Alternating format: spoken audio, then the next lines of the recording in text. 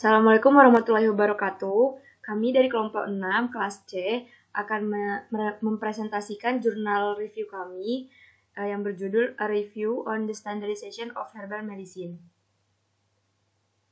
Untuk anggota kelompok, yang pertama ada Vivi Lailatul Rahma dengan NIM 19037, kemudian Iman Daesa dengan NIM 19105, Nur Faiza dengan NIM 19107, saya sendiri Farhana Putri dengan NIM 19145, Tasya Anggraini dengan NIM 19150, dan Marcel dengan NIM 19156.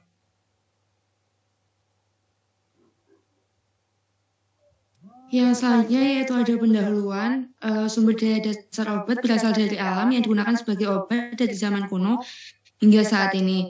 Pada saat ini penting untuk menjaga keamanan, kualitas, dan kemanjuran tanaman dan produknya untuk menghindari dari masalah kesehatan yang serius.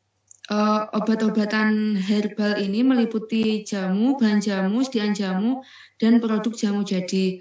Menurut tradisi, di beberapa negara, obat-obatan herbal mengandung bahan aktif organik atau anorganik alami yang bukan berasal dari tumbuhan, misalnya bahan hewani dan mineral. Herbal termasuk bahan tanaman mentah seperti daun, bunga, buah, biji, batang, kayu, kulit kayu, akar, rimpang, atau bagian tanaman lainnya yang mungkin utuh, terfragmentasi atau bubuk. Sediaan herbal adalah dasar untuk produk herbal jadi dan dapat mencakup bahan herbal yang dihaluskan atau bubuk, ekstrak, tinctur, dan minyak lemak dari bahan herbal. Next. Selanjutnya itu ada standarisasi. Pada saat ini produk turunan tumbuhan ini banyak dicari sebagai produk obat, nutraceutical, dan kosmetik. Standarisasi adalah ukuran penting untuk memastikan kontrol kualitas obat herbal. Standarisasi obat herbal adalah proses peresapan seperangkat standar atau karakteristik yang melekat, parameter konstan, nilai kualitatif dan kuantitatif definitif yang membawa jaminan kualitas, khasiat, keamanan, dan reproduktivitas. Hal ini adalah proses mengembangkan dan menyetujui standar teknis. Standar khusus dibuat dengan eksperimen dan pengamatan yang akan mengarah pada peresapan seperangkat karakteristik yang ditunjukkan oleh obat-obatan tertentu. Oleh karena itu, standarisasi adalah alat dalam proses pengendalian kualitas. Next.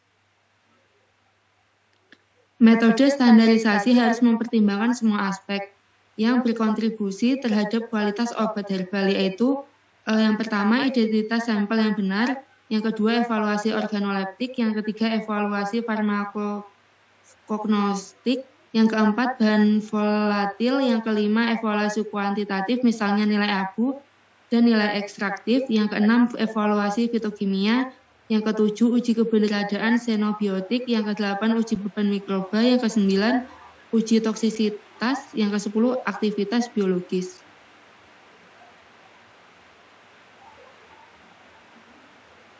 Selanjutnya yaitu kebutuhan standarisasi. Jadi pada zaman dahulu praktisi tradisional menyiapkan dan menguji kualitas obat herbalnya sendiri. Tetapi pada saat ini terdapat masalah yang dihadapi seperti produksi skala industri, umur simpan, dan distribusi ke tempat dengan jarak yang jauh. Sehingga perlu pengembangan standar modern dan objektif untuk mengevaluasi keamanan, kualitas, dan kemanjuran obat-obatan. Perlunya pengendalian mutu dan standarisasi produk herbal meliputi yang pertama, ketika obat tradisional dikembangkan, maka teknologi dan konsep standarisasi sangat berbeda. Kemudian ada proses evaluasi yang dinamis sehingga telah mengubah identitas materi tumbuhan.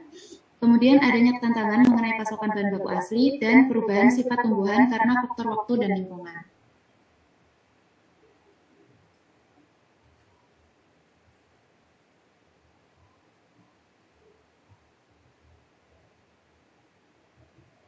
Kemudian, standarisasi produk herbal dapat dibagi menjadi dua kategori. Yang pertama ada ekstrak zat aktif, yang kedua ekstrak penanda atau marker. Standarisasi obat tradisional dimulai dari pengumpulan bahan baku hingga aplikasi klinis. Bahan aktif yang berfungsi terhadap efek terapeutik dan persiapan botani harus distandarisasi. Kemudian Kemudian metode konvensional untuk standarisasi bahan obat. Jadi pengujian obat itu berdasarkan aturan pengujian farmakope. Untuk identitas makroskopis bahan tanaman obat itu bisa digunakan parameter evaluasi sensorik seperti bentuk, ukuran, warna, tekstur, bau, dan rasa. Untuk identitas mikroskopis meliputi pemeriksaan mikroskopis komparatif obat herbal bubuk yang bisa dilakukan dengan SEM. Kemudian evaluasi fitokimia untuk tujuan standarisasi, yaitu pengujian pendahuluan untuk keberadaan kelompok kimia yang berbeda, kuantifikasi kelompok kimia yang diinginkan, pembentukan profil sidik jari, dan kuantifikasi konstituen kimia penting. Kemudian standarisasi formulasi herbal atau poliherbal. Jadi, formulasi herbal itu dapat distandarisasi untuk memformulasi obat menggunakan bahan baku yang dikumpulkan dari lokasi yang berbeda dan efikasi kimia komparatif dari batch formulasi yang berbeda. Nah, semua parameter fisik, kimia, dan farmakologis rutin diperiksa untuk semua batch untuk memiliki produk akhir dan untuk memvalidasi seluruh proses manufaktur.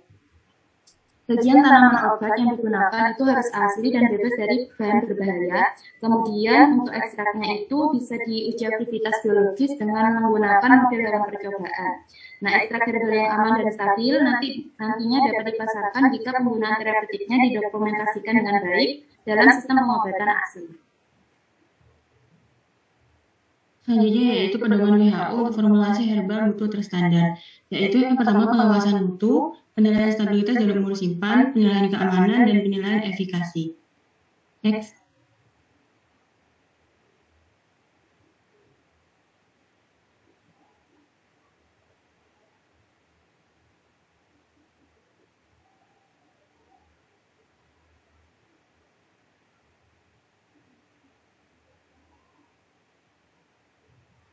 Yang pertama, pengawasan mutu. Kontrol kualitas didasarkan pada 3 aspek penting. Yang pertama, identitas atau keaslian.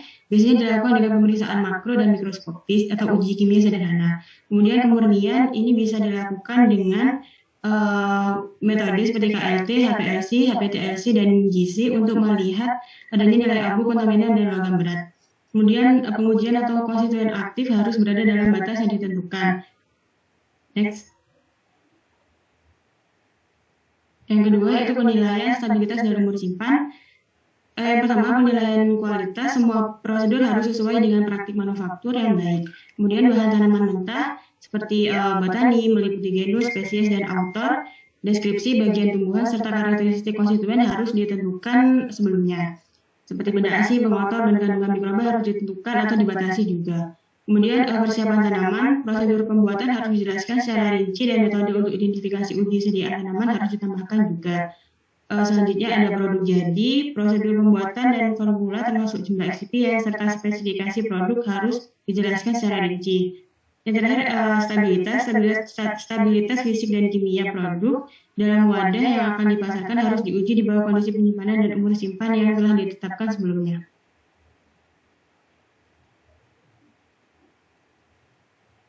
Yang ketiga, penilaian keamanan. Terdapat laporan kasus efek samping serius setelah pemberian produk herbal, sehingga diperlukan penilaian keamanan. Penilaian keamanan produk herbal merupakan prioritas pertama dalam penelitian herbal. Terdapat berbagai pendekatan untuk mengevaluasi keamanan obat-obatan herbal, yaitu yang pertama dengan evaluasi efek toksik dari konstituen formulasi tanaman herbal, memerlukan detail fitokimia dan studi farmakologi. Beberapa laporan menunjukkan bahwa banyak produk herbal mengandung logam berat. Studi agrokimia digunakan untuk melindungi tanaman dari bahan tanaman mentah.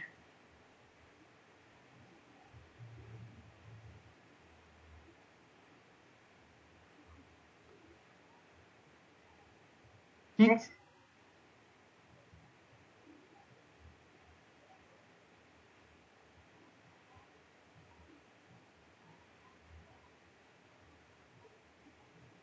Selanjutnya penilaian efikasi. Standarisasi dan pengendalian mutu obat herbal melibatkan berbagai analisis ilmiah yang meliputi evaluasi fisik, kimia, dan biologi dengan menggunakan berbagai metode dan alat analisis.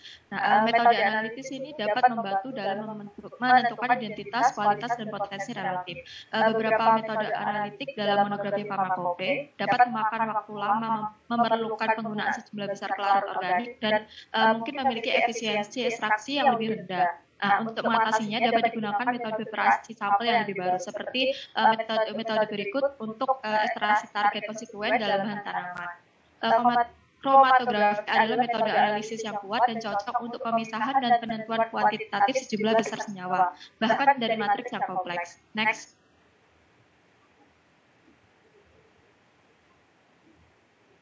Jenis kromatografi thin layer kromatografi TLC atau KLT digunakan secara luas dalam evaluasi fitokimia obat herbal karena memungkinkan analisis yang cepat ekstrak herbal dengan persyaratan clean up sampel minimum, memberikan informasi kualitatif dan semi kuantitatif dari senyawa yang diuji. Sedangkan HPTLC telah digunakan untuk pengujian simultan dari beberapa komponen dalam formulasi multikomponen. Demikian pula untuk gas liquid kromatografi digunakan untuk menghasilkan profil fingerprint, minyak atsiri atau volatile oil, dan fixed oil obat herbal. Selanjutnya, metode liquid kromatografi dengan NMR dapat meningkatkan kecepatan dan sensitivitas deteksi yang berguna dalam bidang farmakokinetik, studi toksisitas, metabolisme obat, dan proses penemuan obat. Sedangkan metode analisis GC dan GCMS itu kombinasi metode kromatografi gas dan spektrometri massa adalah metode yang dapat digunakan untuk analisis konstituen volatil dari obat-obatan herbal karena sensitivitas, stabilitas, dan efisiensinya yang tinggi. Next. Selanjutnya, SFC adalah metode yang dapat memungkinkan pemisahan dan penentuan kelompok senyawa yang tidak mudah diuji dengan kromatografi gas atau air. Asopsi UV telah menjadi metode deteksi yang paling umum digunakan untuk identifikasi awal dari komponen yang dipisahkan. Namun berbagai detektor lain seperti FD, FID, ECD, RI, dan yang terbaru ELSD dapat memungkinkan kuantifikasi senyawa kimia yang ada dalam bahan tanaman obat atau produk herbal. Mass spektrometri telah memungkinkan deteksi menggunakan sistem komputasi berkecepatan tinggi dan perangkat-perangkat lain yang sesuai. Next. Standarisasi basmas. Basmas terbuat dari logam seperti seng, timah, emas, perak, timah tembaga, campuran logam dan paduan dari permata, arang dan mika dan beberapa mineral lainnya. Ini dibentuk oleh kalsinasi zat induknya seperti mineral dan lain-lain.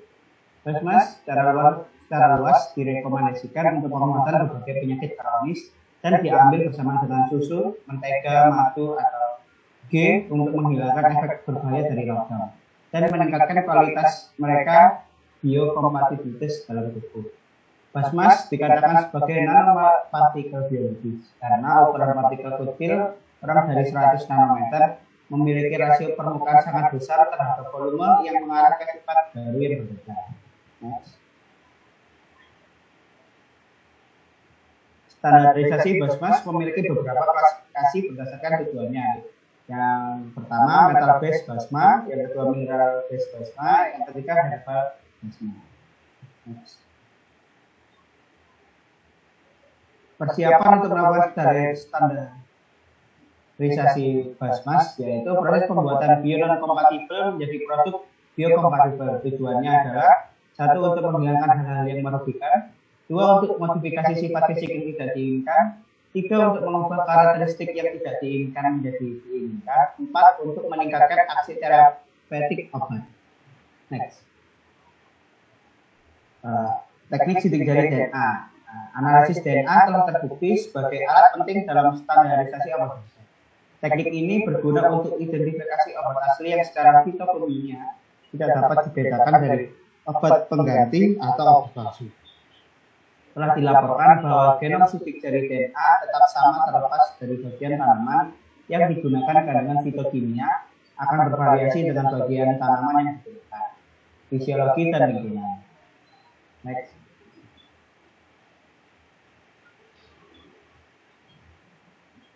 Untuk menggunakan sidik jari DNA pada obat herbal komersial adalah ketersediaan DNA genom yang utuh dari sampel tanaman setelah diproses. Pemalsuan dapat dibedakan bahkan dalam sampel yang diproses menghadirkan autentikasi obat. Aplikasi lain yang berguna dari sidik jari DNA adalah ketersediaannya spesifitas DNA genom utuh dalam obat herbal komersial yang membantu dalam membedakan penzina bahkan dalam sampel yang diproses. Penanda DNA sangat membantu untuk mengidentifikasi sel, individu, atau spesies karena dapat digunakan untuk menghasilkan protein yang berfungsi normal untuk menggantikan yang rusak. Selain itu, penanda ini membantu dalam pengobatan berbagai penyakit dan membantu dalam membedakan ramuan asli dari obat palsu. Next.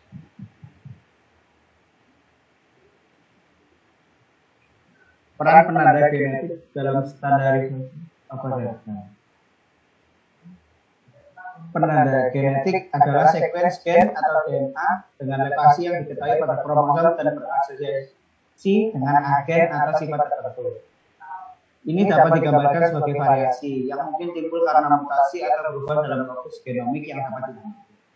Penanda genetik dapat berupa seken DNA pendek seperti sekuens mengiringi perubahan pasangan basa tunggal, polimorfisme nukleotida tunggal SNP, atau yang panjang seperti mini satelit. Beberapa jenis penanda genetik yang umum digunakan adalah RFLP atau polimorfisme panjang fragmen restriksi, AFLP amplified fragment length polymorphism, RAPD atau random amplification of polymorphic DNA, PNTR atau pengulangan random variable, polimorfisme satelit mikro, SNP atau polimorfisme nukleotida tunggal, STR atau pengulangan tandem pendek, SFP atau polimorfisme fitur tunggal. Next. Selanjutnya kesimpulan dari jurnal kami yaitu industri herbal di India berkembang luar biasa sehingga terapi beberapa kekhawatiran mengenai keamanan dan kualitas obat-obatan herbal telah diamati dan dibutuhkan teknik standarisasi yang lebih maju sebagai alat yang cepat dan spesifik dalam penelitian herbal dan memungkinkan penetapan standar kualitas dan spesifikasi oleh produsen untuk mendapatkan persetujuan pemasaran dari otoritas pengatur untuk kemanjuran terapeutik, keamanan, dan umur simpan obat herbal. Otoritas Kesehatan Nasional harus memastikan bahwa semua produk farmasi herbal harus sesuai dengan kualitas, keamanan, kemanjuran, dan semua tempat dan praktik yang digunakan pembuatan dan distribusi produk ini sesuai dengan standar GMP. Di mana kualitas pengendalian obat-obatan herbal itu tidak hanya untuk menetapkan metode analisis yang masuk akal untuk menganalisis konstituen dalam obat-obatan herbal, tetapi banyak faktor lain seperti residu pestisida, kandungan aflatoksik, kontaminasi logam berat, praktik pertanian yang baik, kemudian manufaktur yang baik, dan lain-lain itu harus diperhatikan. Ada kebutuhan untuk pengembangan teknik yang mencakup metode tradisional seperti evaluasi dan metode evaluasi modern, di mana ini akan meningkatkan kualitas obat dan juga memotivasi praktisi untuk terlibat dalam proses standarisasi. Sekian dari apa yang dapat disampaikan kelompok kami. Mohon maaf apabila ada kekurangan. Terima kasih. Wassalamualaikum warahmatullahi wabarakatuh.